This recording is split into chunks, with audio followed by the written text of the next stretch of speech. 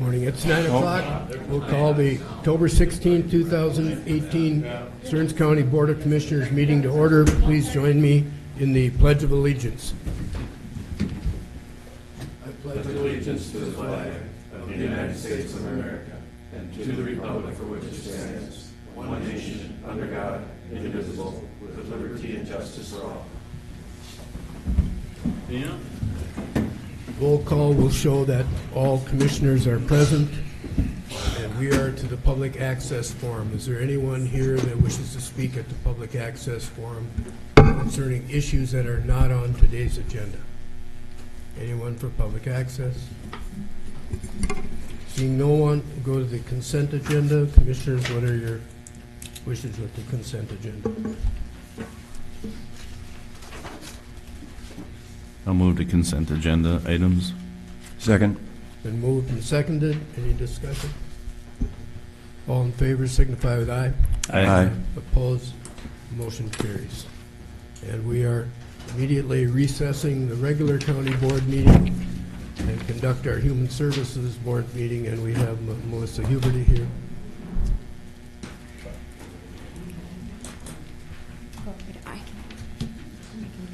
And Brenda Mahoney. Good morning, Mr. Chair, Commissioners. Melissa Huberty, the Human Services Administrator. And the Human Services Department has only 2 consent items today on pages 67 through 71. They're items C1 and C2. I'm available for questions if you have them. Move approval. Is there a second? Second. Discussion? All in favor signify with aye. Aye. Opposed? Motion carries. All right. Today, what I'd like to talk about is the Family First Prevention Services Act, which was signed into law with bipartisan support during the last legislative session. And this act was intended to help prevent children from entering foster care by providing federal reimbursement for those upfront services, the prevention services like mental health services, substance use services, in-home parenting, and other evidence-based practices. And I have Brenda Mahoney with me, the Division Director of Family and Children's Services, and she's here to present how this impacts the county and what this is all about for us. And it is item D1 in your packets. Good morning. Good morning. Good morning. Brenda Mahoney, Division Director, Family and Children's Services Division. And as Ms. Huberty stated, we are here to give you some preliminary information about the Family First Prevention Services Act.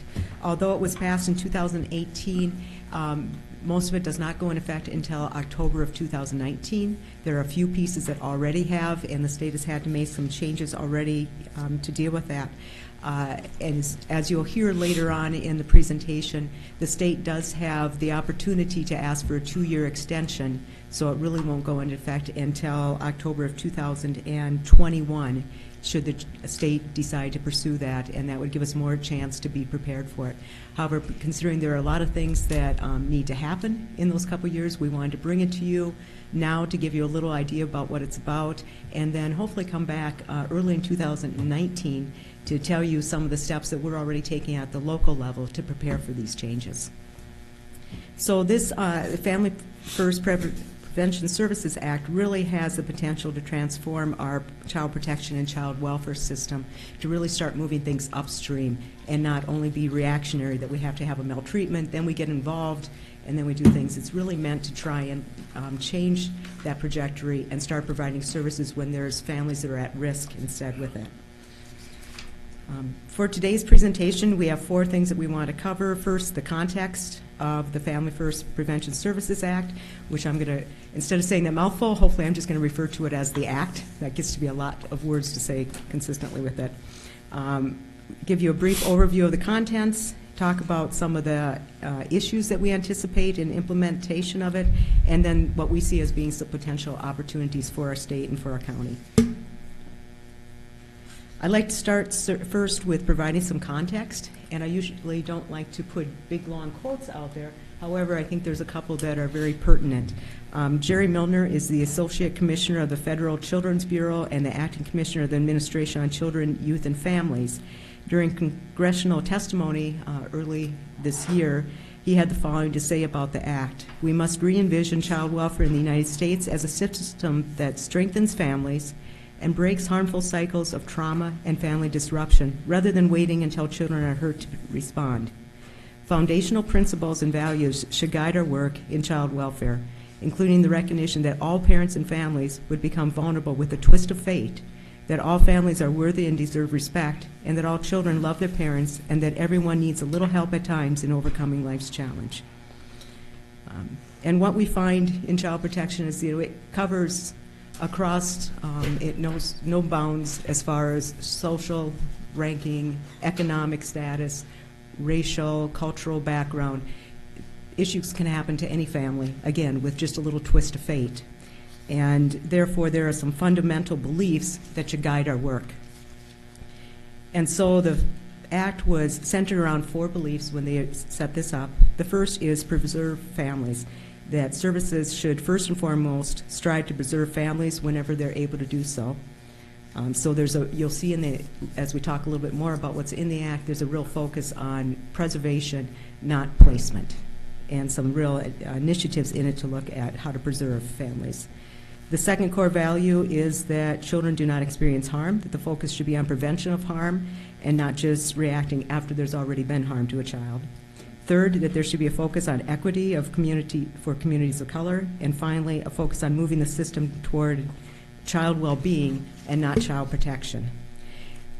That's a term that we've brought here a few times in the last couple years. We've talked about child well-being versus child protection. And this slide very briefly shows you what the difference is. Child protection is a system that's a reaction to something that's happened. We protect after something's already occurred, and it's mandated by statute and directs what we can and cannot do.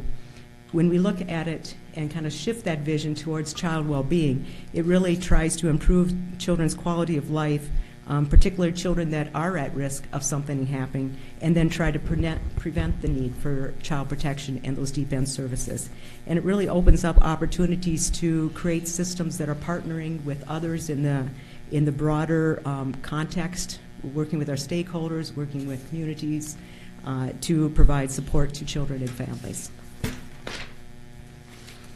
And one last quote from Jerry Milner: "If states and tribes focus their efforts solely on meeting the technical requirements of law, they may not achieve the goals of FFPSA. Successful implementation must also occur in communities and in collaboration with stakeholders that affect the lives of families in those communities every day, including the legal and judicial community and public and private service providers." So really, when we look at this Act, we need to look beyond just what human services and child protection does. It's really meant to look at those broader systems change, and it's going to involve changes in our court system, in our legal system, and how we work with the private sector. In the counties, through our MAX organization, have been starting to partner with DHS, trying to create what's the vision for Minnesota, for how are we going to implement the Act. And we started referring to it as we have 2 choices. We can either keep the lights on, meaning that we can just do the technical requirements of the Act, or we can use it as an opportunity to light the way and really make some changes to our system. So that's kind of the context. But then moving on to what exactly is this Act, as Ms. Huberty stated, it's a federal budget and technical bill. It was passed as part of the Bipartisan Budget Act in February of 2018. And what it really does is reform what's called Title 4E and Title 4B of the Social Security Act. And that's funding that we use to provide services to families. In our system, that's something that we use, that Title 4E, quite often. We talk about it frequently. Most people don't know what it is.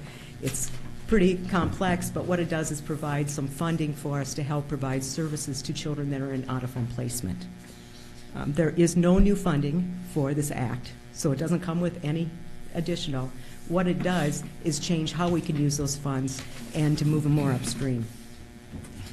So in the current process, which is listed as former up here, the 4E funding can only be used for out-of-home placements. Families, when there's a child in placement, we have to do an income asset test with them to determine if we can draw down, as a county, some federal funding. And it's really based on some very old levels, which are way below the poverty level. It's based on the old AFDC standards, if you recall those from many years back. And that level has not changed for 25 years, probably at least.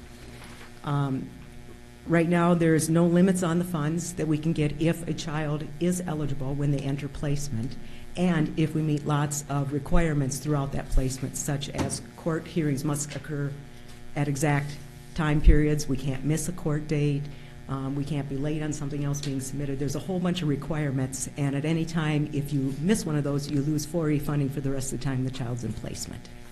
So it has a lot of requirements for it. And we can't use it for anything upstream. In the future, there's limits that are put on using funding for out-of-home placement. The income asset test is removed, so we're not looking at that old standard anymore, so more children would be eligible for the county to draw down those funds. And it expands the availability for the funds to both work on prevention, so the upstream, and on services to reunite families sooner and providing them more support afterwards. However, it also has lots more administrative requirements with it. When it talks about 4E, funding for out-of-home placement, there's a little difference in the definition of placement or foster care. It's 24-hour substitute care of a child away from the parent or guardian. It has to be in a home that, well, has to be where the home and the individual are licensed, and it limits the capacity of 6 foster children with a few exceptions. So it's really focused on using the funding for foster care placements. It is not available for placements that are not foster care, and this gets a little complicated, but in a nutshell, what the slide talks about is, in the next couple, the funding is really meant for foster care. We have lots of other out-of-home placements, group homes you may have heard of, residential treatment facilities. They're called congregate care facilities in the Act and by federal regulations. Most of those placements would not qualify any longer for 4E funding, which right now if a child's eligible, we can get up to 50% of the room and board costs reimbursed to the county. That won't qualify unless they meet some other criteria, which I'll get to in a minute. There are some exceptions, and they're listed on these. The first 2 weeks in any placement can be covered. 2 weeks is not a very long period when we're usually, like in residential treatment, talking 6 to 8 months. There's some specialized settings, such as for pregnant and parenting youth, children that have been sex trafficked, our older children that stay in placement post age 18 to help them launch into adulthood. Some of those would still qualify. And lastly, if a congregate care setting is classified as a qualified residential treatment program, so another new acronym for us, a QRTP. So this is a word that you will be hearing in the next few years because the state's going to need to do some work to figure out how in Minnesota do we license facilities to meet the QRTP standard, and what does that look like. It can only be a facility that has 25 children or less. They need to use a trauma-informed treatment model. They have to have a family and permanency team for each child. There has to be some discharge planning and family-based care to support the family after the child's been returned. And they also have to have nursing staff and licensed clinical staff on site and available 24/7. These are some expectations that aren't currently in most of our group homes, especially having some of that, the professional staff available 24/7. So that's some changes that we have to figure out in Minnesota how we're going to work towards. There also needs to be some new licensing standards. We don't have any licensing body currently or the standards in statute to license a facility as a QRTP. This is part of the reason that the counties are really pushing with the state that we need to have a 2-year extension, or our facilities will not meet this if we move to this right away in 2019. We need a couple years of legislative action to try and get this going, get some statutes passed, and then get the licensing body set up. So that's what happens with the out-of-home placement part. The second part of this is prevention funding. There are allowable categories for services. And there's 3 different areas that under this new act that when it becomes fully implemented in Minnesota that we'll be able to seek some 4E funding for some of the costs of the services. Those are mental health services, substance abuse prevention services, and in-home parenting and skill-based services. Right now, those services are either covered under MA or they're covered under county levy dollars. So this will give another avenue to draw down some federal dollars to help us use those services. For these services, there's some criteria that need to be met. They have to be trauma-informed. Again, that's kind of a buzzword that you hear a lot about trauma-informed care. They have to be considered evidence-based, and there's 3 different levels. There's promising practices, supported practices, and well-supported. That all has to do with, there has to be some research behind the practice. You can't just say, I'm going to do X type of therapy, I've just created it, it's the next best thing to sliced bread, and I want funding for it. These have to be set services that have been researched, they've had a time period of use with them, and they've been able to see in the well-supported that there are some long-term effects looking at least 1 year out after the service is ended, I believe is this criteria. Once those services are identified, the state has to develop a plan. They have to have a manual outlining the components of each of these different types of services, and they have to show that there's a clear benefit for the service. And whatever the state comes up with the list of services that are put into that plan, 50% of those have to meet that really high level of a lot of research. They have to be well supported. This gets into one of our issues, and is that in Minnesota we do not have a lot of services that meet that well supported level. So again, we may need some time for those services to be developed and implemented. As I said before, it used to be under the 4E funding, or currently is, that it's only for children placement. They have to meet some very specific levels of poverty levels and some criteria to get the funding. This broadens to prevention, that it can be used for children who will be safe at home or in kinship placement with services, for minor parents in foster care, for parents or caregivers where services are needed to prevent foster care entry or re-entry.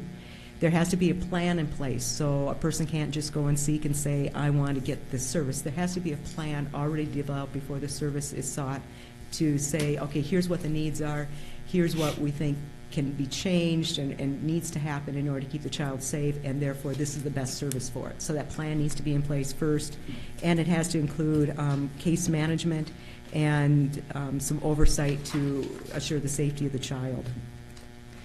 There's a limit on the prevention funding, unlike currently of children in placement. Once they're eligible, as long as they're in that placement, they can have the funding. The duration is 12 months per episode, and then again, there's up to a 50% reimbursement of costs for whatever that service is being provided. Some of the requirements the state has to look at is the non-supplanting. So in the federal regulations, the state has to continue a certain level of funding for this type of services. The good news in that is it's based on fiscal year 2014. If you may recall, 2015, there were many legislative changes that happened in the area of child protection, and I think it was last April we brought back to you showing what the increase in costs have been, not only in our county but across the state, which has been a trajectory that's gone like this, with 2014 being down here at the low end. So for Minnesota, that's good news. It's based on a very a lower level of funding, so there should be no problem with maintaining that maintenance of effort for the state. Let's see. Oops. And then lastly, I just want to quickly move into what do we see as being some of the issues and what are we seeing as being some of the opportunities for this. Some of these I've mentioned a little bit. The first is that it's reimbursement. There's going to be startup costs. As with anything that's a federal program, there's reimbursements, so you have to provide it first and then get reimbursed. There's a lack of potential eligible placement options. As I mentioned, with that change of congregate care and the requirements for that, many of our facilities may not meet the QRTP standard. So then there's going to be a choice. Either it's going to be all county levy dollars to cover that placement, or we're going to need to figure out how to help those facilities meet that new level. And so for a while in there, one of the concerns is, will we have enough out-of-home placement beds to meet the needs of some of our youth that need that level to maintain safety? Currently, we already have a lack of beds, so this may be another factor for us to deal with. I mentioned already that the licensing process for QRTPs needs to be developed. We have a limit on the programs that meet that well-supported level, being research-based. Limited number of qualified clinicians to be available in some of the facilities and in the programs to provide the coverage that's expected. And again, many statute and court process changes to go with it. The good news is, we do see a lot of opportunities. Again, we can do the technical part as a state, we can change the laws that we need to make things happen, or we can really look at what are the opportunities here that we can change our system and move from protection to child well-being. Some of the opportunities we see is that income eligibility test will be gone. We can use this for many more of our families. We can draw down some of that federal funding, provided we can develop the services to have available and have that broad service array on prevention. We can really move upstream. You know, we've talked about it a lot. We really want to get to families before there's a need for, you know, child protection services and court interventions. But it's been difficult in our system because we're so heavily focused through our statutes and our guidelines on the deep end services. We need a mechanism to try and help us. This act potentially gives us that mechanism to try and move things upstream and to work in that arena instead of in the deep end. It allows us to, we already in our county, we've begun to work on our own child well-being model. We mentioned that to you last April. We've been working with our social services task force as our citizen group to help us really look at that, to think of what do we want our system in Stearns County to look like? How do we want to start moving upstream? So this, combined with the work we're starting to do, really dovetails well together, that this may be the opportunity for some of the funding to implement the things that we're envisioning. And as we look at what services in Minnesota potentially meet the criteria, it really brings us back to looking at public health services.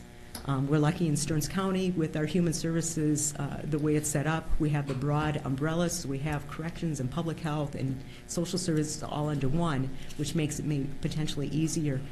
But when we really look at public health, they have programs such as the Nurse-Family Partnership that meets that well-supported evidence-based practices. There's some other areas in public health that we think have the opportunity to potentially help with moving this act forward. Plus, there'd be a potential funding stream to help with expanding those. So we see that as being a real opportunity that we hope to help work between DHS and MDH to try and look at how can those services move forward. And lastly, we just see it as an opportunity to partner with DHS and the other state departments to develop a new vision, and that's the work that we're starting to do. Through MAXA, we have the CASE, which is a national organization that is helping meet with some MAXA leaders and DHS leaders on November 1st to really help us take those first steps to start crafting what is that vision of how we want our system to look. And Mr. Chair, Commissioners, I would just add that over the next year, we're looking forward to, we have been spending, just at the beginning of it, combining more of our public health division with our children's services. And so we're working on a number of projects that we're just going to be beginning, and we're looking forward to giving an update in the next year on that. So hoping to connect those more, as Brenda said. So, So I'm sorry, I know it's a lot of information. There's a lot to it. We just wanted to give you a high-level view of that in case you're hearing about that. I know there'll be a lot of legislative action potentially coming up to prepare for this act, and we wanted to give you the broad kind of context of that today. Are there any questions that I can answer? Anyone have any questions? Commissioner Knott? Yeah, on average, how many children are in out-of-home placements currently? Right now, our numbers have gone up with the changes in the statute a couple years ago, so we're probably averaging about 230 children on any given day. That's just Stearns County? Yes. So you're talking, there's quite a few facilities that would have to be. Right. Most of the children Improved. are in foster care, and foster care will continue to be a covered service. That doesn't Okay. need to change much. But we do have a number of children who have, because of safety needs, both for themselves and for the community, because some of them may be in corrections, have some of those issues as well, and because of mental health treatment needs or chemical dependency needs, that they have to be in some kind of a higher level of care than a foster home. Okay. Mr. Persky? Yes, I just want to thank you for your work. I know, working in these situations, there are oftentimes difficult situations, disheartening situations, but the intervention is obviously worth it because, those dollars we invest, that time we invest, helps us down the road to things that we can prevent from happening. So thank you very much. Thank you, Commissioner Persky, and thank you to the board for your support of child protection. We have some amazing staff who do some great work every day. Commissioner Lenzweig? And don't forget brilliant leadership. What is, in the foster care situation, I mean, I don't, gosh, you don't need to track one more statistic, but you've been at this a while, Brenda. You know, good news is you must have started here when you were 12. What's the average length of stay in the foster care situation? You know, If we're, Commissioner Lenzmeyer, I wish I had the numbers right in front of me. If we are talking just foster care, those placements could be anywhere from a day to up to 24 months. I would say our average is probably running about 6 to 7 months. Okay. We have a number of children that we're able to really work a plan and try and get them home, at least on a trial home visit, in a very short amount of time. If they stay longer, once we get to a year, we have to look at permanency. And then if we do some type of permanency option, it can be another 6 to 12 months. But even that, we've really dialed back. We've been able to move children into permanent homes very quickly. Yeah, because the longer it is, you just think of how disruptive. I'm understanding that the longer it is, the more disruptive it is for the child, you know. And that perspective is sometimes overlooked in our rush to meet the regulatory requirements. I don't think it really helps the child's perspective on all of this because they don't vote, but nevertheless. Okay, well, thank you. Thank you. Mr. Merrick. This is complicated stuff. It's encouraging to see that we're starting to focus more on prevention than on the cure. If we could do that throughout the society, we could save some dollars, but it's less exciting for a lot of people to spend money on that end of it. One of the bullet points, and I can't track everything here, but one of the bullets said that we need a change in statutes. Is that state or federal or what? Yes, Commissioner Merrick, there would be a need for change in multiple areas in our Minnesota statutes. Some of those would be in licensing. There would need to be potentially some new statutes, as I understand it, to develop a licensing body for the QRTP and what those regulations would be. There's also would be some need, and I didn't go into detail about it, but some changes in the statutes that cover juvenile court and in the rules of juvenile court procedure. Currently, we have what's called voluntary placements. If a child needs placement because of treatment, it's not a protection issue, it's due to treatment needs. We don't need to have court oversight until 6 months of placement, and then it's kind of a paper review, and then we go to court at 12 months if they need to continue to have placement. Under this new criteria, the court will need to start having formal reviews, even of those voluntary ones, after 60 days.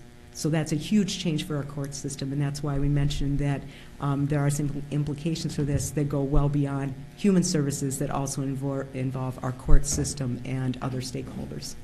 So do we need a change in those statutes before we move forward here?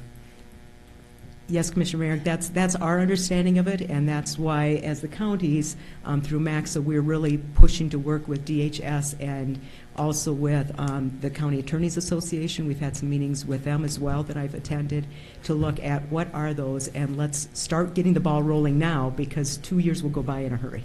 Okay, so there's going to be another action down the road after the statutes have been changed. There's no action here except to accept your report.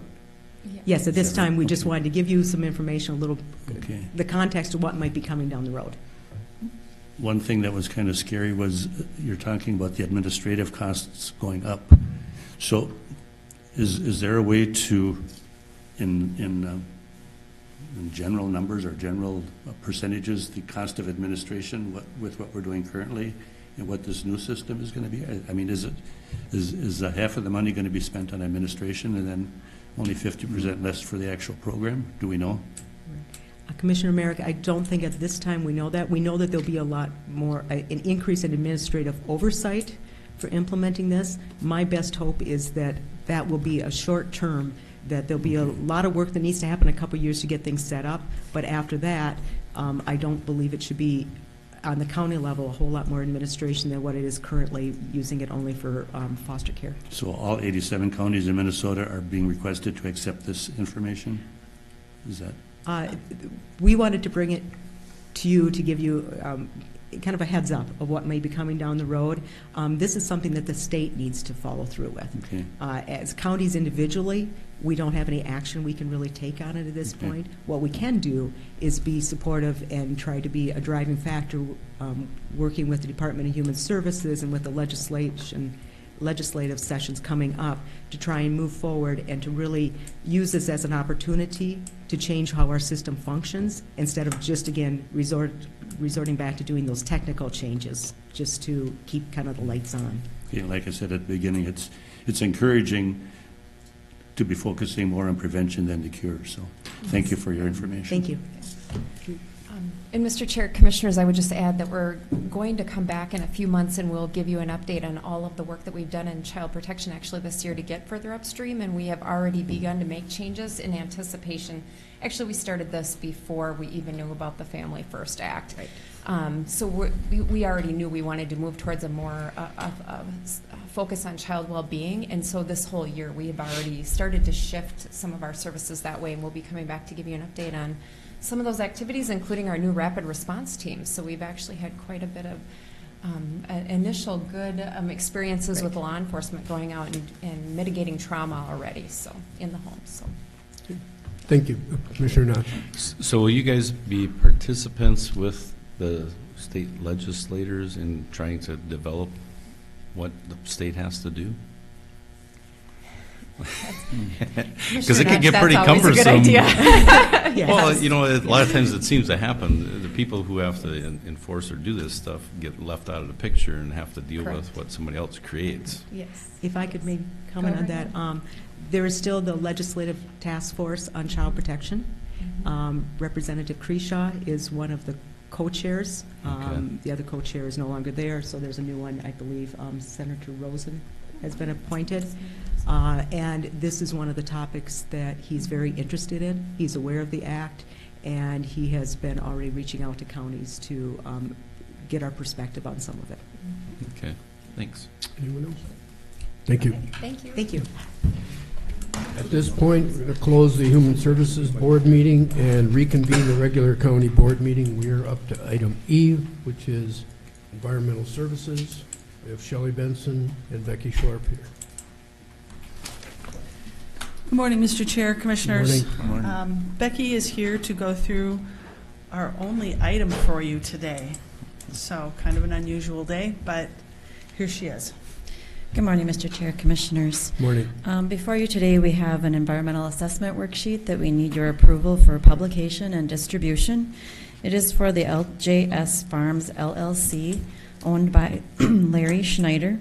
This is a feedlot that is currently in existence in Main Prairie Township. They are proposing to do some construction and expansion from 165 animal units of steers up to 694 animal units of steers. It is located within 1,000 feet of an unnamed water body or lake classified as shoreland. And because they are increasing by at least 500 animal units, the environmental assessment worksheet is required.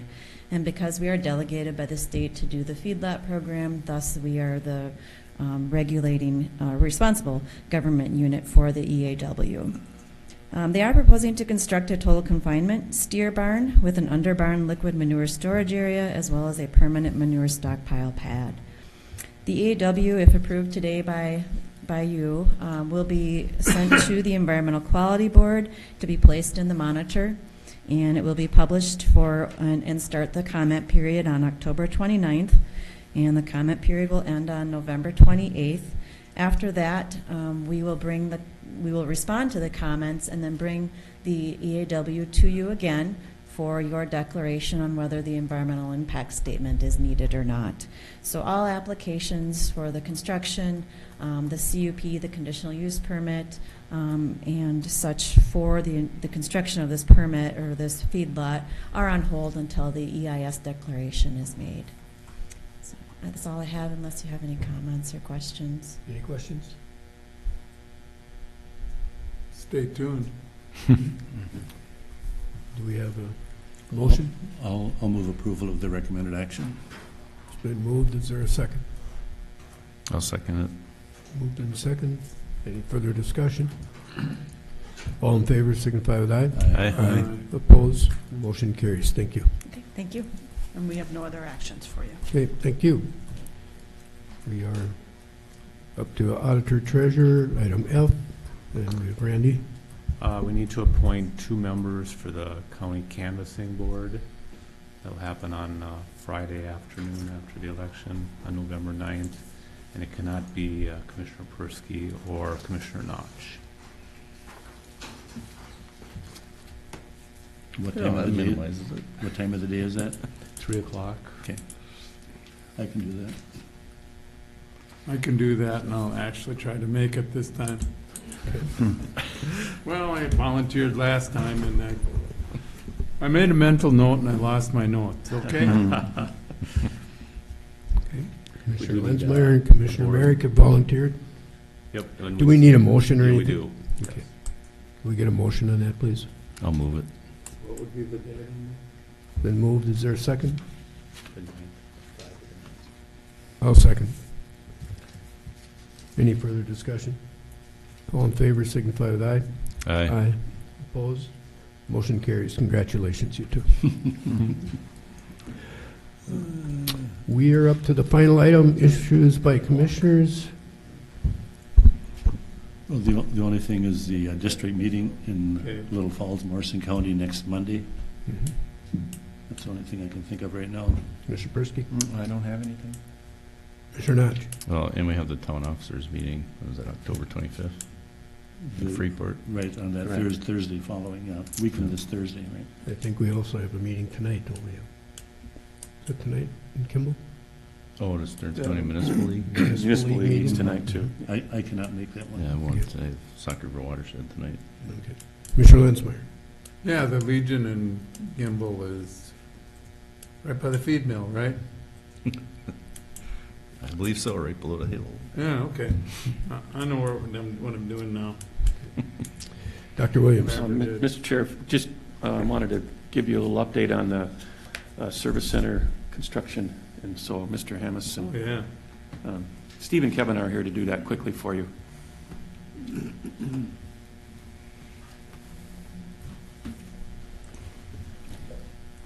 Good morning, Steve Hammis, Assistant Administrator. And with me is Kevin Kornick, who is the construction coordinator who is overseeing the expansion project and has all the details on where we're at. Good morning. Morning. Morning. I'll start giving you a little bit of an overview of our schedule. Currently, we're running about 3 weeks behind of our critical path schedule, completely tied to the availability of structural steel, holding back our show a little bit. But it allowed us to complete a few other projects that come downstream. Our underground utilities are complete on the entire site. All of our earthwork on the site is complete except for what needs to be finished immediately around the building. Masonry construction has begun, and we are nearing completion of the demo that's needed on the existing building as part of the new construction. So when one kind of held us back, we were able to make up some time on some other things. Overall, the project is running on budget, and I have no pending issues that I think are going to impact that at this time. And so far, construction has gone mostly without issue. We haven't had any site issues or construction issues or drawing issues that have come up. So all of those, I don't foresee any problems coming down the track either. So any questions for me? Is there any news on the steel? Not as of today. Okay. I expect them at our 2 o'clock bi-weekly site meeting this afternoon, and I hope they have a better answer for me. Mr. Merrick? The only question I have, barring any unforeseen circumstances, when do we expect to be able to occupy? I am hoping that we can occupy the new construction by the end of July. End of July, 2019. 2019. Thank you. And at that point, we'll then be shifting people around to remodel the existing space. Correct. And so it'll be not until the end of 2019 before the building is completely finished and everyone's moved into their new spots. Okay, and then after that, then we shift focus to the administration center downtown here. Okay, Correct. thank you. Anyone else? Any questions? Seeing nothing, thank you. Thank you. Anything else from anyone yet? Mr. Chair, can I just bring up one more item? Randy and I were actually talking this morning about your October 30th meeting and how it might be helpful if we didn't have that board meeting so that we could continue to have elections in this room. So we'll look ahead. I don't think if we could do it without disruption of business, I think that would be okay. But I'm not so certain that, given the shortness of today's meeting, that meeting's probably going to be very short. But we will look ahead at that. Which day are you talking? It'll be the October 30th meeting. So the possibility of not having that meeting? Yes. Okay. Okay. Anyone else? Commissioner Persky. I guess I would be a little bit concerned that if we would put that date off, then the following Tuesday, would not that be election day? Well, we would wait until the following, yeah, okay, yeah, all right. 13th. That would And that might be too long of a span Okay. for some of the business needs to be Sure. done, but we'll take a look at it. Okay. Okay, thank you. Any further business? Seeing none, this meeting is adjourned.